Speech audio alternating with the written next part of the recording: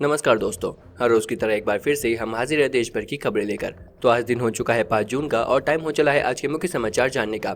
हाल ही में चल रहा भारत चीन विवाद पर अब चीन ने वापसी कर ली है और वह 2 कदम पीछे हट गया है। यह हर भारतीय के लिए एक बड़ी जीत है। इसके अलावा आने वाले 7 दिनों तक मौसम नई करवट लेने वाला है। इसके अलावा कोरोना के कुछ अपडेट्स के साथ साथ देश में हुई गतिविधियों की जानकारी मिलने वाली है। वीडियो में इसकी आपको पूरी जानकारी बताएंगे। इसके अलावा मौसम के पूर्वानुमान से लेकर बहुत सी जानकारी आपको मिलने वाली है। इसके अलावा आपको वीडियो में आपकी उपयोगी जानकारी विस्तार से बताने वाले हैं। तो दोस्तों, वीडियो को पूरा जरूर देखें ताकि कोई भी अपडेट आप मिस न कर सकें। आगे बढ़ने से पहले आप किस जिले या राज्य से हैं हमें कमेंट करके जरूर बताएं ताकि आपसे जुड़ी जानकारी हम आप तक सबसे पहले पहुंचा सकें। सबसे पहले बात कर लेते हैं भारत में कोरोना वायरस अपडेट की। तो भारत में 2,21,000 से ज्यादा लोग इस वायरस से संक्रमित हो चुके हैं, जिसमें 1,06,000 से ज्यादा मरीज ठीक हो चुके हैं और लोगों की मौत के आंकड़े ने 6100 को पार कर लिया है। बात करें पूरे देश में एक्टिव मरीजों की तो 1,10,000 से ज्यादा मरीज इस समय कोरोना से संक्रमित हैं और ये गिनती हर घंटे हर मिनट बढ़ती जा रही है।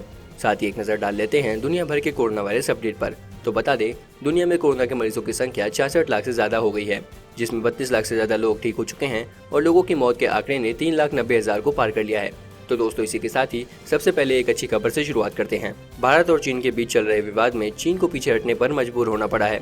भारत सरकार के कुशल रणनीतिक प्रबंधन के आगे चीन के तेवर ढीले पड़ गए हैं। आपको बता दें कि अहम बात यह है कि लद्दाख के पास line of actual control LAC के पास भारत ने हवाई पट्टी का निर्माण तेज किया है। इसके अलावा बोफोर्स आर्टिलरी की तैनाती भी की जा रही है।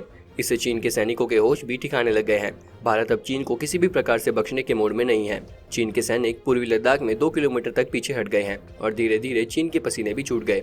ये भारत सरकार की महत्वपूर्ण कूटनीतिक जीत मानी जा रही है। तो दोस्तों, इसी के साथ ही बात कर लेते हैं आने वाले 24 घंटे के मौसम पूर्वानुमान की। अगले 24 घंटे के दौरान मध्य प्रदेश और उत्तरी प्रदेश में पूर्वी हिस्सों में कुछ स्थानों पर मध्यम से भारी बारिश होने की संभावना है। उत्तर प्रदेश के मध्य हिस्सों में भी कुछ स्थानों पर वर्षा हो सकती है। तटीय कर्नाटक, केरल, दक्षिणी कोंकण व गोवा, मध्य महाराष्ट्र, पूर्वोत्तर भारत और अंडमान व निकोबार द्वीप समूह में कुछ हिस्सों में हल्की से मध्यम बारिश संभव है। पश्चिमी हिमालय, आंतरिक कर्नाटक, ओडिशा के कुछ हिस्सों, उत्तरी तटीय आंध्र प्रदेश, गुजरात और दक्षिण पूर्वी राजस्थान में हल्की से मध्यम बारिश हो सकती है। पश्चिम बंगाल, बिहार, झारखंड, छत्तीसगढ़, तेलंगाना, पश्चिमी उत्तर प्रदेश में छिटपुट हल्की बारिश के साथ साथ 1-2 स्थानों पर मध्यम बौछारें गिर सकती हैं। हरियाणा, पंजाब, उत्तरी राजस्थान और दिल्ली में 1-2 स्थानों पर हल्की प्री मानसून वर्षा का अनुमान है। तो दोस्तों, इसी के साथ ही बढ़ते हैं आज की राजनीतिक जगत से जुड़ी खबर की ओर। कांग्रेस नेता राहुल गांधी ने गुरुवार को कोरोना वायरस संकट के बीच उद्योगपति राजीव बजाज से कई मसलों पर बात की। लॉकडाउन होने के कारण देश में रोजगार का संकट पैदा हुआ है। इस मसले पर दोनों के बीच बातचीत हुई।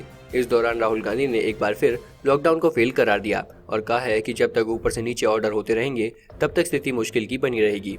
तो दोस्तों, इसी के साथ ही बढ़ते हैं आज की अगली बड़ी खबर की ओर, जो आ रही है पंजाब नेशनल बैंक को लेकर। पंजाब नेशनल बैंक PNB ने अपने ग्राहकों को लॉकडाउन के बीच झटका दिया है। बैंक ने ग्राहकों के बचत खाते में मिलने वाले ब्याज दरों में कटौती करने का फैसला किया है। नई दरें अगले महीने से लागू हो जाएंगी। बैंक ने बुधवार को बचत जमा खातों पर ब्याज दरें 0.5% घटा दी। तो दोस्तों, इसी के साथ ही अब बढ़ते हैं आज की अगली बड़ी खबर की ओर, जो आ रही है प्रधानमंत्री नरेंद्र मोदी को लेकर। PM नरेंद्र मोदी ने गुरुवार को ऑस्ट्रेलिया के प्रधानमंत्री स्कॉट मॉरिसन से वीडियो कॉन्फ्रेंसिंग के जरिए बात की। इस दौरान PM मोदी ने समोसे वाली तस्वीर के साथ साथ भारत प्रेम दिखाने वाली मॉरिसन को सपरिवार भारत आने का न्योता दिया है। तो दोस्तों, इसी के साथ ही एक बड़ी खबर आ रही है कोरोना वायरस को लेकर भी। भारतीय वैज्ञानिकों का अनुमान है कि भारत में कोरोना वायरस नवंबर-दिसंबर 2019 से ही फैलना शुरू हो गया था। भारत में कोरोना वायरस 26 नवंबर और 25 दिसंबर के बीच पैदा होने का अनुमान है। यह हैदराबाद स्थित बायोलॉजी के वैज्ञानिकों का कहना है। तो दोस्तों, इसी के साथ ही बढ़ते हैं आज की अगली बड़ी खबर की ओर, जो आ रही है दंगों को लेकर। पूरी दुनिया के वामपंथी और मजहबी कट्टरपंथियों की लॉबी ने एक बार फिर साजिश रची है। अमेरिका उसकी चपेट में आ गया है। वहाँ के कई राज्य गृह युद्ध की आग में झुलस रहे हैं। सड़कों पर हिंसा फैली हुई है। अब ऐसी ही हिंसा और बर्बरता का नग्न नृत्य ये मानवता विरोधी भारत में करना चाहते हैं। राष्ट्रीय राजधानी दिल्ली में इसी साल 23 फरवरी को जबरदस्त दंगा भड़क चुका है, जिसे बड़ी मुश्किल से नियंत्रित किया गया। राष्ट्र विरोधी तत्व एक बार फिर से इसका फायदा उठाते हुए दंगा भड़काने की साजिश रच रहे हैं। इसकी सूचना मिलने पर दिल्ली पुलिस अलर्ट हो गई है। इसको लेकर दिल्ली के सभी जिलों के DSP को आगाह किया गया है।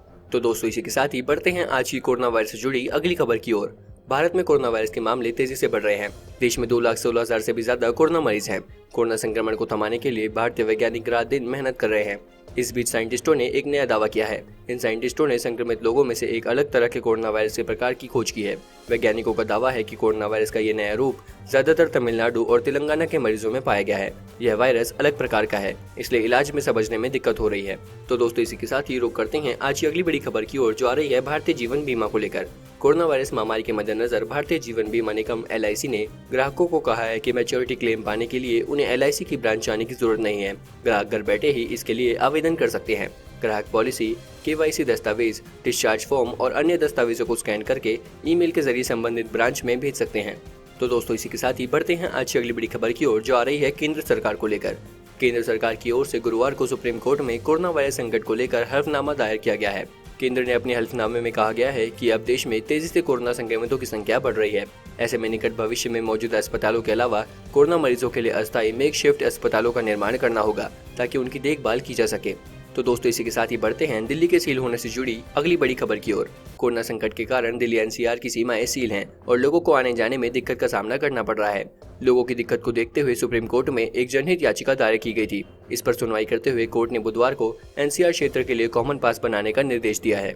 तो दोस्तों इसी के साथ ही बढ़ते हैं आज की अगली बड़ी खबर की ओर, जो आ रही है अनलॉक को लेकर। अनलॉक के पहले चरण में 8 जून से सारे धार्मिक स्थल खोल दिए जाएंगे। कोरोना से बचाव के लिए मंदिरों की तरफ से कई तरह की सुरक्षा व्यवस्थाएं की जा रही है, लेकिन खुद को बचाने की जिम्मेदारी आपकी है। अगर आप भी लॉकडाउन खत्म होने के बाद मंदिर में दर्शन के लिए जा रहे हैं तो नियमों का पालन करना होगा। तो दोस्तों इसी के साथ ही बढ़ते हैं आज की अगली चुनावों से जुड़ी खबर की ओर। राज्यसभा चुनाव का बिल्कुल बच चुका है और वोटिंग से पहले गुजरात में कांग्रेस को बड़ा झटका लगा है। खबर है कि गुजरात कांग्रेस के 2 विधायकों ने इस्तीफा दे दिया है। इससे पहले मार्च में गुजरात कांग्रेस के 5 विधायकों ने इस्तीफा दे दिया था। इसके बाद कांग्रेस के विधायकों की संख्या 68 हो गई थी। तो दोस्तों आपको हमारी ये वीडियो कैसी लगी हमें कमेंट करके जरूर बताएं और चैनल को सब्सक्राइब करना ना भूलें ताकि हर रोज आप देश और दुनिया भर की खबरों से अपडेट रहें। धन्यवाद।